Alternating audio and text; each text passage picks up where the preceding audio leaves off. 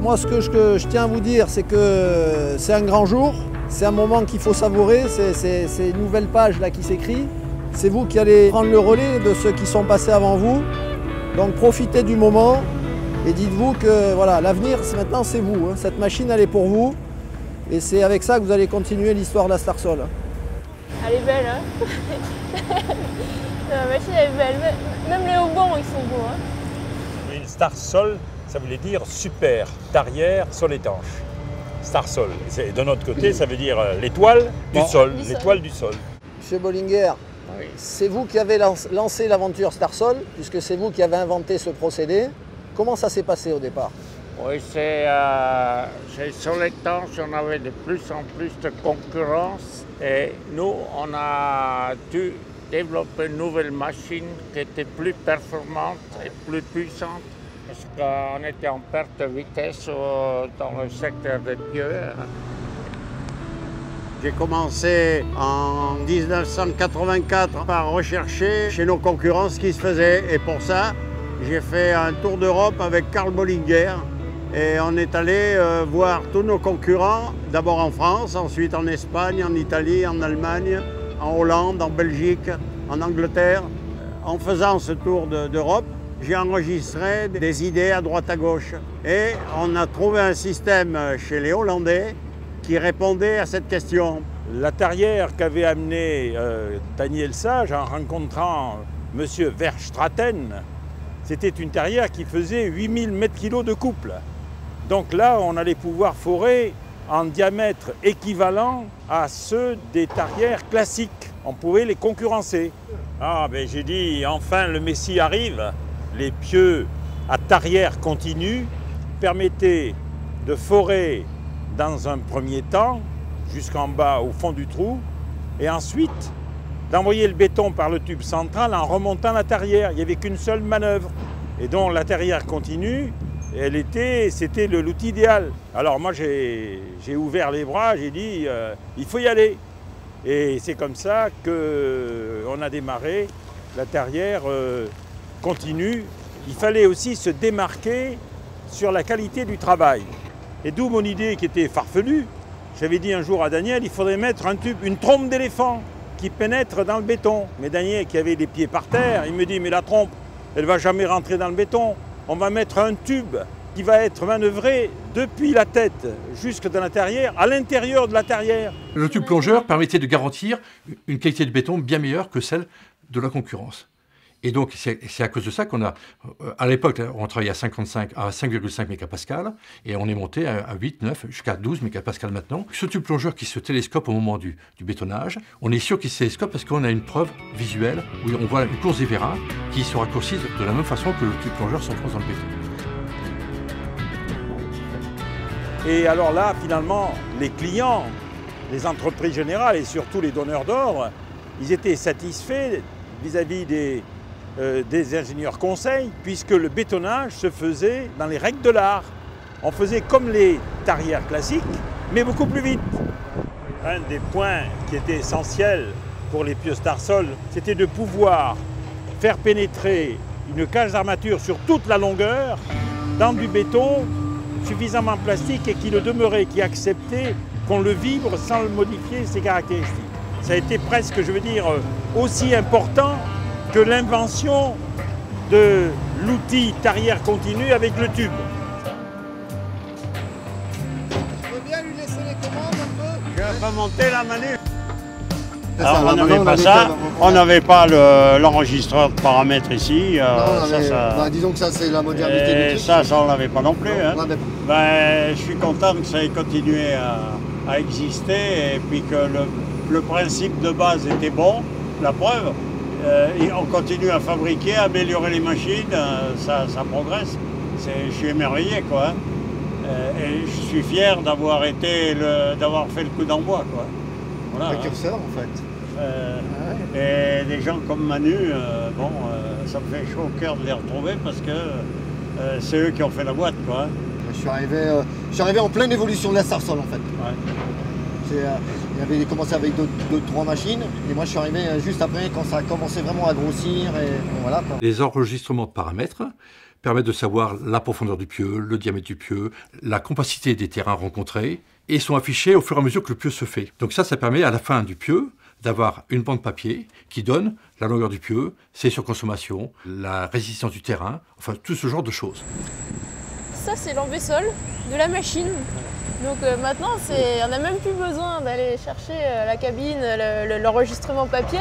On peut être à quelques centaines de kilomètres et on peut vérifier que les pieux se font bien. La concurrence à l'époque enregistrait ces paramètres sur une disquette qui était envoyée à l'entreprise et qui n'était traitée par l'entreprise qu'une semaine ou 15 jours après, une fois que le chantier était fini. Donc dans notre système, tout le monde peut voir tout de suite le résultat du pieu. En fait, on a des capteurs à peu près pour tout.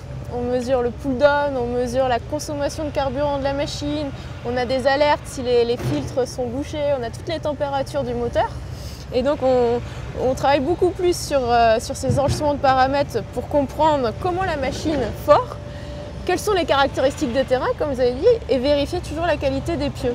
Donc l'idée, c'est de ne plus faire des pieux à la profondeur, mais de les faire à la tonne, avec la capacité portante en tonnes du pieu qui s'affiche au fur et à mesure du forage.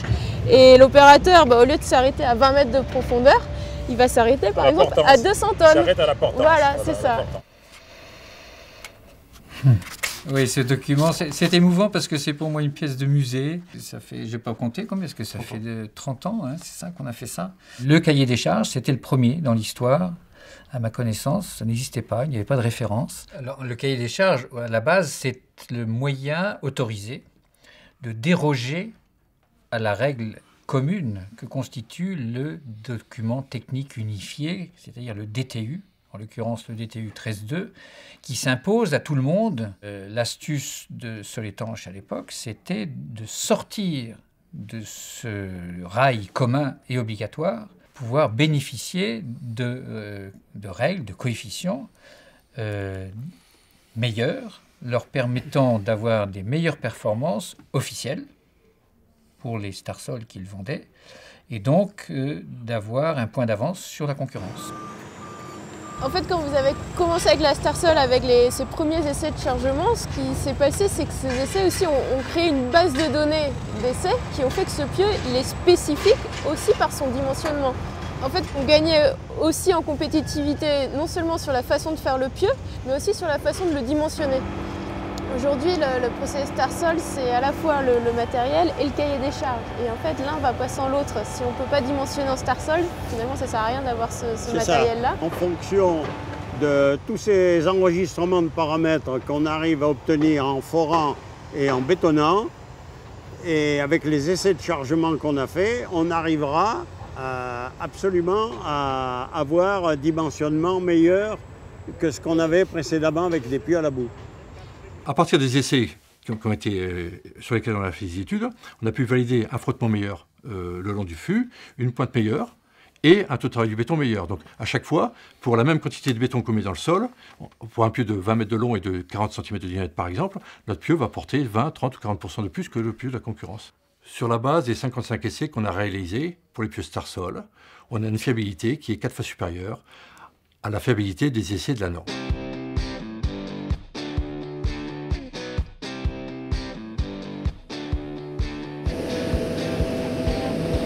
Regarde, 20 mètres là, allez, 5 minutes. Mais même au niveau stabilité, on a l'impression qu'elle est mieux assise, que le mât est moins flexible et tout. C'est vrai que ça fait bizarre, mais je crois qu'on ne réalise pas là, le chemin qu'on a fait. Mais quand tu es arrivé, Alex, là, tu t'imaginais là-dessus là? Ah non, bon, là, ça fait plaisir d'être sur une grosse machine. Là, tu peux te dire que tu vas écrire une page de cette histoire. Moi, je suis arrivé, on venait de recevoir les F16. Les F16, je veux dire, 30 mètres, ce mât, on était impressionnés, on n'aurait jamais cru qu'on puisse aller si loin. Donc celle-là, elle a même une émotion particulière par rapport à toutes les autres machines. On l'a faite dès le départ, quoi, avec les premières réunions qu'on a faites, le cahier des charges, les foreurs qui sont venus compléter le cahier des charges. Celle-là, on l'a pas juste vue naître, on l'a vue dès vraiment la conception jusqu'à l'arrivée. Celle-là, c'est le bébé d'une équipe. Ouais.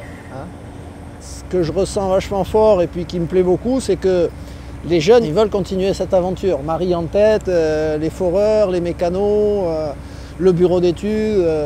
Tout le monde a à cœur de continuer cette aventure, quoi. Ça, c'est génial. Et moi, quand j'ai parlé de ce projet à ceux qui ont inventé le procédé, ils m'ont pas cru, quoi. Ils m'ont dit, c'est pas possible, vous n'y arriverez pas, quoi. Donc c'est ça qui est chouette aussi. On s'est rendu compte que l'évolution de la boutique, quand même, s'est faite beaucoup avec le matériel. Et donc, du coup, les volumes d'activités traitées ont augmenté fortement. Le matériel, l'évolution du matériel, l'esprit d'équipe qui est resté toujours fort et qui est une caractéristique particulière de Soletanche Bachipieux.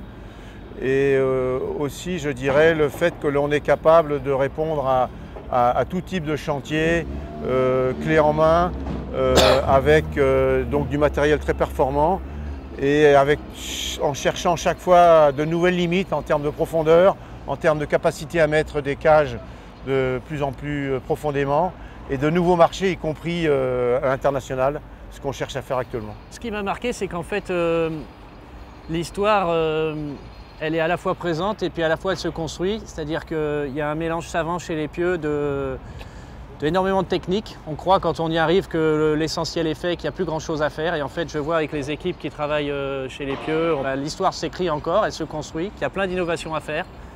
Je retiens aussi qu'on a beaucoup progressé sur la sécurité, c'est aller avec les machines, mais ça a vraiment, je pense, on a vraiment pris un tournant. Monsieur Bollinger, on est en train de finir la construction de la plus grosse machine de tarière continue au monde.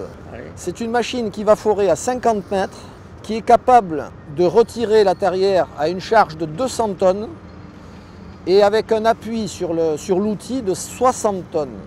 C'est une machine qui va peser plus de 300 tonnes et on compte bien encore avec cette machine franchir un nouveau pas et gagner des nouvelles parts de marché dans le monde entier. Fabuleux, hein. Vraiment, félicitations. Et c'est une machine qu'on a mis 3 ans à concevoir et 1 année complète à construire dans les ateliers de Fondex, IHC maintenant. Et c'est une machine qui va s'appeler la F5000. F5000. Voilà. Regarde ça, tu te rends compte, une machine, un prototype, premier pieu, il y a tout qui fonctionne. C'est pas beau ça? Soletanche get us the correct information with all the experience Soletanche had all that years, so they give us the input what they like to have the correct system. So at that time we have many meetings with the specialists of Soletanche. So they give us instructions what they prefer, what it has to look like, but most important that it was working very well. Yeah, we are more than proud on the product what you see behind us. That's I am very proud on this product. Nice. Yes, very well made. Ça me fait plaisir de voir cette nouvelle machine ici, hein, qui va augmenter les diamètres et les profondeurs. Hein, et je pense que ça va ouvrir des marchés nouveaux qu'on n'avait pas à l'époque. Hein. Tout à fait. Yes, for sure they are pioneers. Soletanche is worldwide well known for pioneers. On nous demande de créer des choses et c'est un défi pour nous à chaque fois, c'est un nouveau challenge. C'est ça qui nous pousse, qui nous fait avancer et c'est un peu l'intérêt qu'on a dans notre métier de mécanicien au sein de Soletanche Bachy. Soletanche has many prototypes in the past and still they have. We started with F16, I know that was already a prototype. We started with the 3500, it was also a prototype for Soletanche. And now we have... You are the tester for the company. So, and that makes the relation so good that they are willing to make steps, even if it's a prototype, because when you have a prototype, you are in front in the market and not back at the market. So. Alors ensuite, au niveau du développement, on a essayé de se diversifier pour toujours garder une petite avance sur la concurrence. Et là, dernièrement, on vient de mettre au point un système donc, qui s'appelle le PieuTipile, qui est un système d'ergot qui permet d'obtenir une rainure dans les pieux. Et cette rainure, elle nous permet d'augmenter la portance des pieux avec un même diamètre. Donc on fore, à la fin du pieu, on vient sortir l'ergot et on remonte en formant une hélice dans le sol. Ah, ouais. Et ça nous permet de bétonner et d'avoir un pieu avec une forme d'hélice. Tous ensemble, il y a eu des recherches, des essais qui nous a amenés au final à trouver un angle d'attaque afin de passer les couches dures, avoir moins d'usure et avec une lame d'attaque à peu près 60 degrés. En fait, grâce au système Starsol inventé à l'époque, avec le mouvement de la pointe pilote, on a réutilisé ce mouvement pour sortir notre fameux ergot mécanique pour pouvoir faire nos pieux rainurés. Voilà, donc en fait, on s'est servi de votre innovation pour créer la nôtre. Ah oui, très bien. C'est une bonne invention, c'est excellent, vraiment. Vous avez réussi à caser cette technologie rétractable, eh bien bravo. Ça c'est quand la nouvelle équipe a reçu le prix d'innovation, qui est ceci en fait. Donc ça, c'est, si tu veux, c'est 30 ans après nous ça. Moi j'étais présent au prix d'innovation en 87. Alors ça c'est du coup qu'on a reçu le prix. Nous, quand on a gagné ce prix avec Gérard, la première chose à laquelle on a pensé, c'était à vous. C'était de se dire, vous aviez gagné à l'époque et nous, on est là aujourd'hui, on sait encore faire évoluer le procédé. Moi, ce qui me plaît, c'est de voir qu'on continue à évoluer en fin de compte. Hein. La machine n'est pas statique, elle continue à se développer et ça, c'est extraordinaire. Une machine qui a plus de 30 ans, qui est toujours en fait au top. Hein. Et sur le principe même, fondamentalement, elle n'a pas changé en fin de compte. C'est toujours la même machine. Et ça, c'est extraordinaire. Aujourd'hui, on utilise un pull down qui pousse à 40 tonnes sur l'outil et ça nous permet aujourd'hui de forer dans des terrains rocheux très très durs qu'on n'arrivait pas à forer avec les premières foreuses. À propos des terrains qui sont extrêmement durs à pénétrer, il faut dire que les toutes dernières capacités des pieux Starsol, disons, les possibilités permettent aujourd'hui de pénétrer et faire des encastrements, comme nous disons, dans ce type de matériaux, ce qui n'était pas faisable avant. Et ça, c'est je dirais, une vraie révolution. Ça ouvre, disons, des possibilités fantastiques. Et ça, c'est très important et intéressant. Et après, on a toujours cherché à augmenter la sécurité sur les machines. Donc, c'est les méthodes de montage de tarière, les méthodes de relevage de la machine, la stabilité. Il y a toujours eu une recherche constante sur la sécurisation des machines. La première chose qu'on a faite, c'était le décroteur de tarière. Sur ces machines de tarière continue, il y a un gros risque, c'est que quand vous remontez la tarière, vous avez un paquet de terre qui est collé à la tarière. Si ces paquets, c'est des gros paquets, hein, c'est des trucs qui pèsent quelques dizaines de kilos, voire cinquantaines de kilos. Si ça tombe de 30 mètres de haut, vous vous rendez compte qu'en bas, c'est pas top. Donc on avait créé, au début de la machine, le décroteur de tarière, avec M. Veniger. C'était vraiment un organe de sécurité, ça. Ça l'est toujours. Et ça l'est toujours. Il est en constante évolution. Actuellement, donc, on a fait plusieurs versions de ces décroteurs de tarière, des systèmes pour des petits diamètres, des grands diamètres. Et sur la prochaine machine, donc, on y adaptera la dernière version de notre décroteur, qui doit être plus autonome, on va dire, qui laisse à l'opérateur plus de concentration sur le forage pur et non pas sur le décrotage. On a appelé ça singe intelligent. Pourquoi? Parce que le singe est capable automatiquement de gérer les efforts mécaniques qui sont induits sur les pièces mécaniques. Donc le singe monte et descend en fonction de la position de la tarière, quelle que soit sa position et sa rotation. Donc en termes de sécurité, on n'a plus d'opérateurs qui se situent dans une zone de danger à proximité de la machine. Voilà, là où on peut recevoir des chutes d'objets ou des chutes de matériaux. Moi, je suis très fier de présenter ça à Philippe, parce que Philippe, ça a été un peu mon mentor. J'étais sous sa coupe pendant 15 ans, donc maintenant... On a eu des engueulades. Ça n'a pas été toujours facile, il y a eu des hauts et des bas. Et en fait, voilà, la continuité, elle se fait. Et finalement, tout ce qui m'a enseigné, ça sert actuellement... on voit qu'il y a un peu de sa patte là, derrière ce qu'on dessine. Moi, ce qui me frappe dans cette entreprise, c'est qu'il y a une continuité. C'est une entreprise qui a une âme. C'est ce qui m'a frappé le premier jour où je suis arrivé. Je me suis aperçu tout de suite que chaque salarié de l'entreprise était passionné par ce qu'il faisait, était attaché à l'entreprise. Et je pense que c'est le premier ingrédient pour réussir ce qu'on a réussi de toutes ces années. C'est très varié ici ce qu'on peut faire. Hein. On touche un peu à tous les domaines Hein, parce que faire une machine comme ça touche, il y a de l'électronique, il y a de l'électricité, il y a de l'hydraulique, il y a de la mécanique, c'est extrêmement varié. Donc c'est super sympa à créer des choses. Vous n'êtes pas cantonné à une seule tâche, vous avez une vision globale de toutes les machines. Et c'est quand même vachement intéressant. Ça va même plus loin que ça, c'est-à-dire les personnes qui sont à la conception ici vont également faire la mise en route des machines. Ils vont aller sur les chantiers, ils vont regarder comment elles fonctionnent et ils vont avoir les retours des utilisateurs directs. Donc ça c'est superbe, quoi. On n'est pas à faire que du plan, point final. Ici, chez Soletanche, on nous laisse la liberté de créer, de développer notre matériel. Alors, de toute façon, quand on avait des problèmes, on a été souvent ensemble à essayer de régler des problèmes sur des machines. Hein. Donc on a pu résoudre ensemble. Hein, la transmission de savoir, je veux dire, elle se fait naturellement au cours des années. L'équipe est petite. Quand on est sur un sujet, en gros, tout le monde trempe un peu dans le sujet. Donc s'il y a vraiment un problème, tout le monde s'intéresse au problème.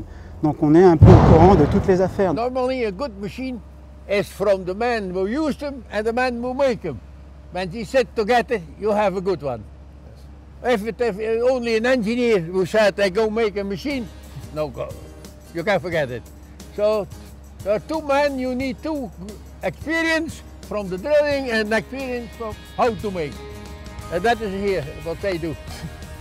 Et c'est là que nos clients sont aussi gagnants, parce qu'ils ont affaire à une équipe qui ne lâche rien et qui est prête à régler tous les problèmes ou trouver toutes les solutions pour leur chantier. On n'est qu'au début finalement. On le voit, ce procédé, il a 30 ans, mais il est encore neuf aujourd'hui. Il y a 1000 choses à faire encore. Et moi, ça fait 26 ans que je travaille avec cet outillage et j'ai encore envie de rêver pour cette boîte et pour ce procédé.